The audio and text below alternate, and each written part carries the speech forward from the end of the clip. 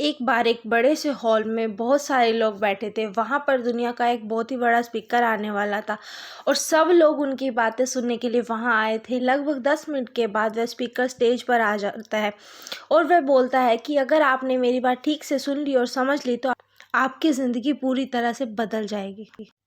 उसके बाद वह अपनी जेब से एक बिल्कुल नया चमकता हुआ 500 रुपये का नोट निकालता है और उसको ऊपर करके सबसे पूछता है कि ये नोट आप में से किसको चाहिए। ये सुनते ही सब लोग अपने अपने हाथ ऊपर कर देते हैं।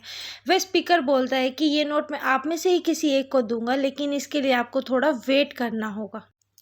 अब वह स्पीकर उस नोट को अपनी मुट्ठी में बंद कर लेता है और थोड़ी देर तक उसको मसलता है।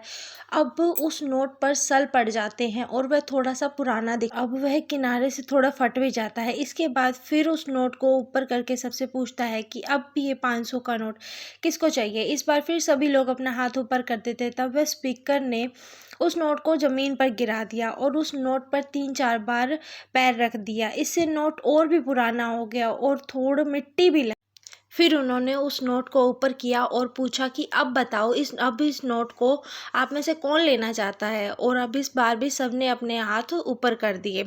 स्पीकर अब नोट को फिर से नीचे ज़मीन पर गिरा देता है और उसके ऊपर कूद कूद कर उसको दोनों पैरों से रगड़ देता है। उसके बाद उसके ऊपर चाय गिरा देता है। अब नोट इतना गंदा हो जाता है, उसको पहचानना भी मुश्किल हो जाता है कि कोई भी देखे तो उस नोट को यही कहता है कि अब ये नोट इतना गंदा एक कागज़ का टुकड़ा है, अब यह बेकार है, इस दुनिया में इसकी कोई वैल्यू नहीं है।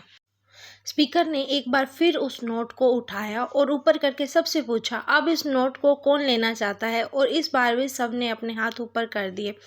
कितना भी पुराना, गंदा, मिट्टी से सना या चाय का दाग लगा हुआ हो, लेकिन अभी भी वह 500 रुपये का ज़िंदगी कई बार बड़े बड़े झटके देती है। आप एग्ज़ाम में फेल हो जाते हो, जॉब इंटरव्यू में सिलेक्शन नहीं होती हो, जब आपका बुरा समय चल रहा था है और आप सिचुएशन का सामना कर रहे होते हो, उसके बाद आपको लगने लगता है कि आप सफलता के लायक ही नहीं हो।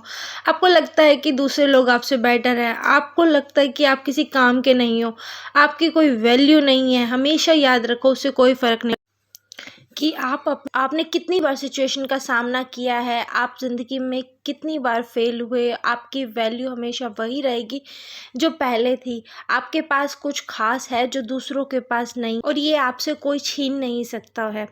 अब तक सक्सेस नहीं मिलने से आपकी वैल्यू कम नहीं हुई है।